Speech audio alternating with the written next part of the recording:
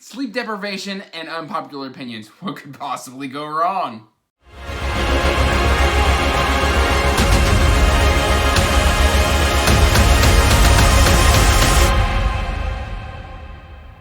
Hey everyone, and welcome back to the channel. Today we have got another tag video for you. But before we get into that tag, make sure you are liking and subscribing and hitting that bell notification so you get regular updates when I put out new content. Post every Monday, Wednesday, and Friday. And occasionally, if I have extra content, I'll just sprinkle that in somewhere throughout the week, usually a Thursday.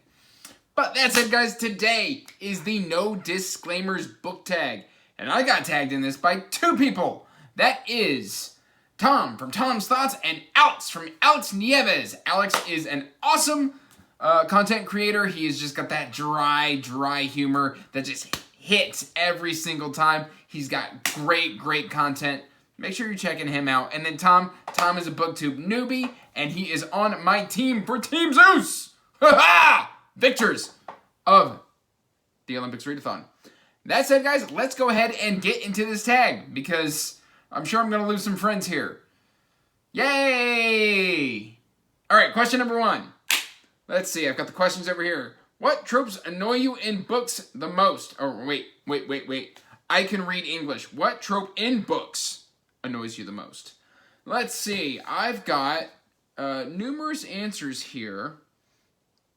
I'm gonna go ahead and do Name in the Wind here. I do not like a Gary Stew. In fact, I do not like a convenient Gary Stew, where basically you're a Gary Stew until the story needs you to not be. So you're good at everything, and then all of a sudden you're not. Name in the Wind, I'm looking at you, Kvoth. I'm looking at you. He's good at everything. He's musical. He's got this eidetic memory. He's a prodigy. And then he gets his butt kicked up and down just by bullies when it's convenient. I don't know. I don't hate the Name of the Wind, but I don't love the Name of the Wind. But yeah, I'm sure this isn't the only time I'm going to hit on Rothfuss. And I'm sure some people are going to be very angry with me. All right. What are some other tropes I don't like? I do like Here Comes the Cavalry, but only when Here Comes the Cavalry isn't abused. If you use Here Comes the Cavalry 5 to 6 times in a single book, get out of here.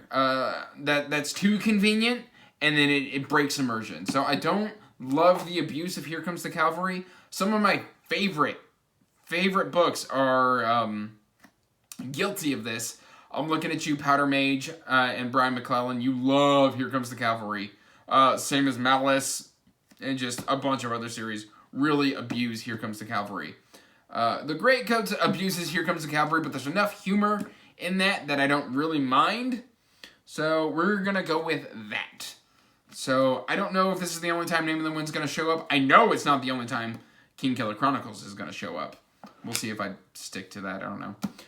Which writers do you think are overrated and overhyped? I've got kind of a couple here. Earlier this year, I started reading The Black Company by Glenn Cook. And I didn't love it. In fact, I pretty much hated it. The second book's pretty alright, but it felt like anything that I could get on Kindle Unlimited these days. It was nothing special. It was nothing mind-blowing. I didn't understand. I understand it's like a progenitor of grimdark fantasy, but I just didn't get it. The first book was just like pulling teeth. I forced myself through a book that was only 7 chapters. Each chapter was like 80 pages. It was ridiculous. Poor structuring. And I just, ugh. I don't like Glenn Cook's The Black Company. I can take it or leave it. I DNF'd at White Rose. White Rose? I don't know. Another one is a Kindle Unlimited author who kind of likes to toot his own horn a little bit, and that is going to be Shane Silvers. He is the author of Nate Temple, which is like a 20-book series. He pumps them out so quick. Puts out 3 or 4 a year. The first 5 or 6, I was like, all right, that's fine. It's all right. And then he jumped the shark. And I was like, listen, dude, you need to calm down. And then he just kept forging on ahead. And I was like, nah, I DNF'd the series. I was like, I'm done. Bye. See ya. by Felicia. He's also got like side ones with like Feathers and Fire, and he's got another one with like a whiskey drinking Irish woman. I forget what that one's called. I don't like his books anymore, mainly because he started writing like 4 or 5 years ago, and he's put out like 30 books. And obviously those books are not going to be quality if you're pumping them out that fast. And then like Kindle's like, oh, this guy's awesome. No, he's not. Don't get me wrong, it's got some really cool moments, but like once it jumped the shark, I was done. I didn't care. Glenn Cook, Shane Silvers.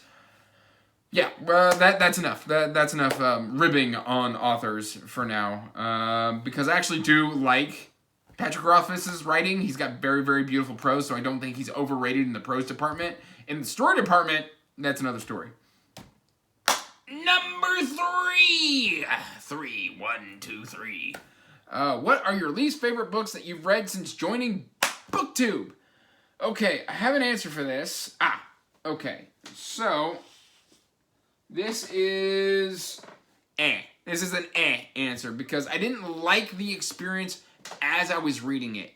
But then after I finished it, I was like, okay, I'm fine with it.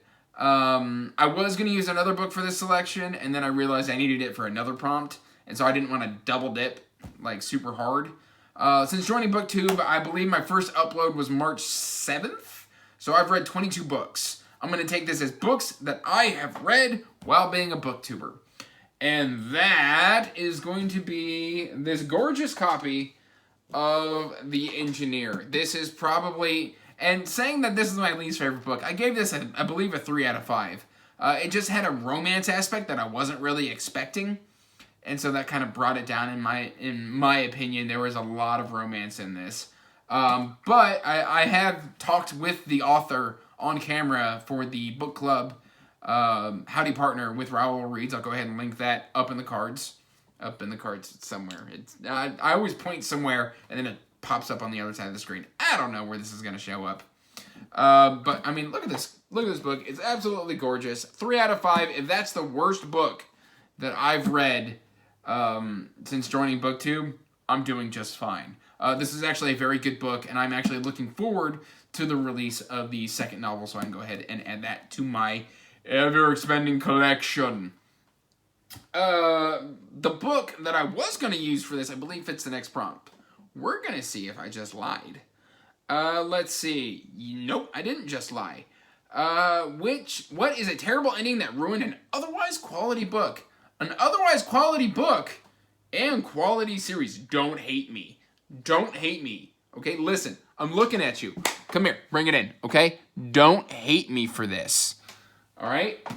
I'm going to say The Last Argument of Kings. The ending of this book, specifically the last 20 to 30%, just felt unnecessary. If he had ended it, if Joe Abercrombie had ended this book just 100 to 150 pages earlier, boom! One of the best series I would have read since joining BookTube. The Blade itself, fantastic. Before They Are Hanged, fantastic. Last Argument Kings. Don't hate me. I'm so sorry. I did not like the end of this book. I didn't like the resolution. It left me very bitter. Luckily, I recently made the decision that I am going to read the standalone trilogy before the end of this year, so that in 2022, I can power through The Age of Madness. So, even though I don't like this book, well, specifically I don't like the last 30% of the book, all of this, fantastic. Great. Pure genius. This, bleh. Bleh. I don't need it.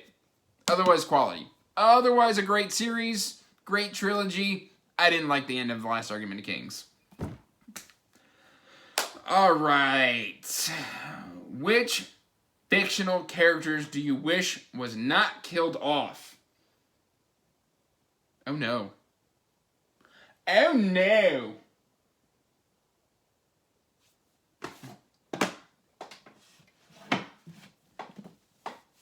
I'm going to say somebody in Wrath. And I literally can't go any further into detail than that because there is character deaths that abound in Wrath. If you know anything about Mr. John Gwynn, that beautiful, beautiful writer of a man, he is not afraid to kill off his characters, one at a time, while just twisting the knife in your guts. But yeah, there is a character who bites it in wrath, and I just really wish they hadn't. And it makes me sad, and I'm still crying about it, even though it's been 3 months. So yes, that's going to be my answer there. We're going to put it right over there, hopefully not into frame. All right, number 6. What are some of your bookish pet peeves? Okay, I've got a few of these. So, number 1. All right, see this?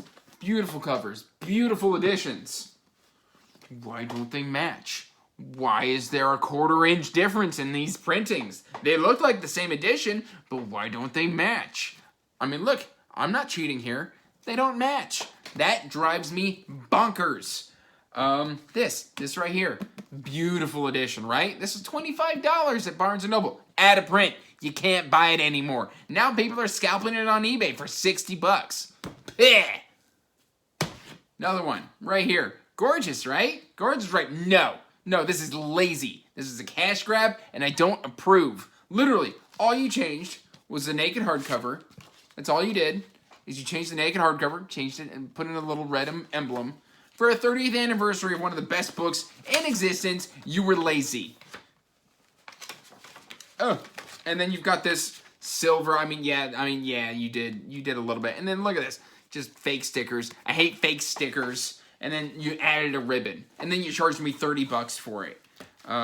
If you're gonna do like a 30th anniversary special edition, go all out. I'm willing to pay up for it. Don't be lazy and do a cash grab with fake stickers, a silver cover, a ribbon, and some stuff on the naked hardcover. No, do better. Do better. Other things, other bookish peeves. This is other things that are related, is when booksellers lie to you. When I buy something in very good condition, I don't expect this destroyed, cracked, awful cover with ripped pages. Ugh.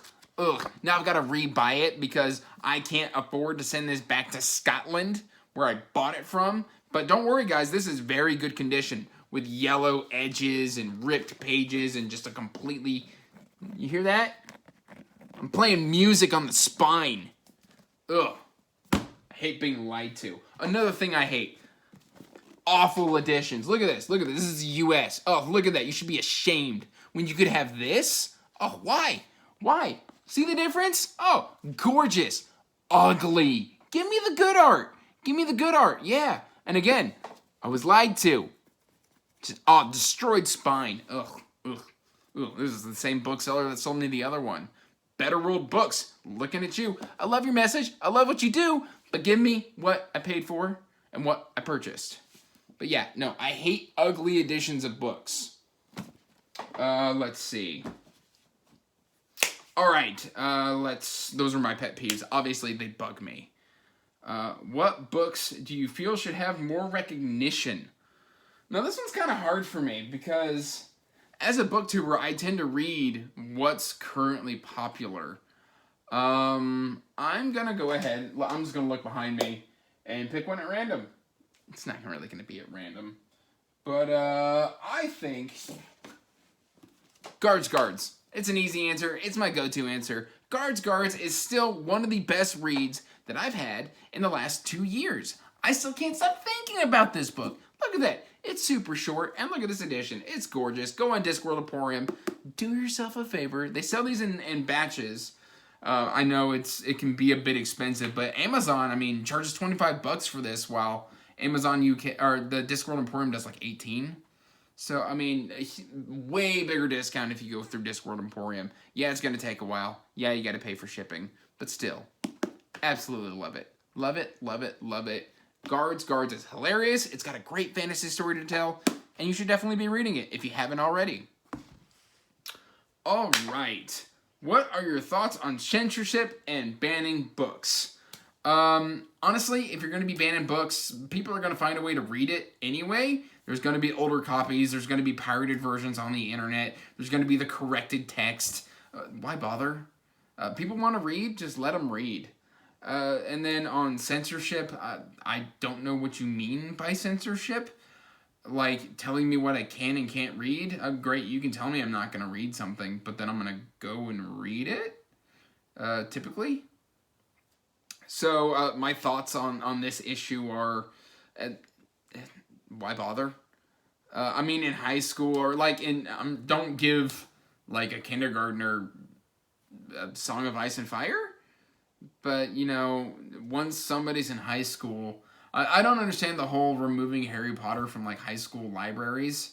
I mean, the controversy with the author aside, there's really nothing in that book that I can think of off the top of my head that I haven't read in many, many years that really should offend a high schooler or anything of that nature. So, yeah, I don't know. I'm not for it. It's not really a thing for me. That said, let's go ahead and tag some people. I am going to tag my Lord Captain of Team Zeus, which is going to be the ever amazing, hilarious Latin teacher that I wish I had in high school, Alan from the Library of Alexandria. I would love to see his take on this tag because, frankly, he is a booktuber that I have looked up to for almost a year now, and I just want to get his take on this tag. Another person that I am going to tag is going to be Laurence from Reading with Laurence. She is a booktuber that I just recently started talking to in, I believe, the last month or so. Yeah, she is absolutely fantastic. She's from Canada. She's got a great passion for reading. Definitely go ahead and check out her channel. The next person that I am going to tag is somebody that I have been, I've got a buddy read coming up with, and I would love to see his take on this tag because he doesn't really do fantasy. He does books that make you think and that grow your brain and things of that nature. And that's going to be Noah from Those Who Read Must Converse. He is an absolutely just fantastic and genuinely brilliant individual, and I just can't wait to see his take on this video. So, that said, guys, that is the tag. Go ahead and let me know if you're mad at me in the comments down below, if you agree with me in the comments down below. I'm ready. I accept all the ire and the hatred or the vitriol or the positivity. Please be positive. Go ahead and let me know in the comments down below what you think of this tag. Go ahead and check the description for the link to the Wizardly Duo Discord. Walker's gonna definitely just change the name of the Discord again. I just know it. So, again, guys, go ahead and check the link in the description for the Wizardly Duo Discord. We would love to have you. Go ahead, jump in. I'm gonna go ahead, say hi, and start talking to you right off the bat. We'll be fast friends. So that said, guys, till next time, stay magical. Peace out. Bye.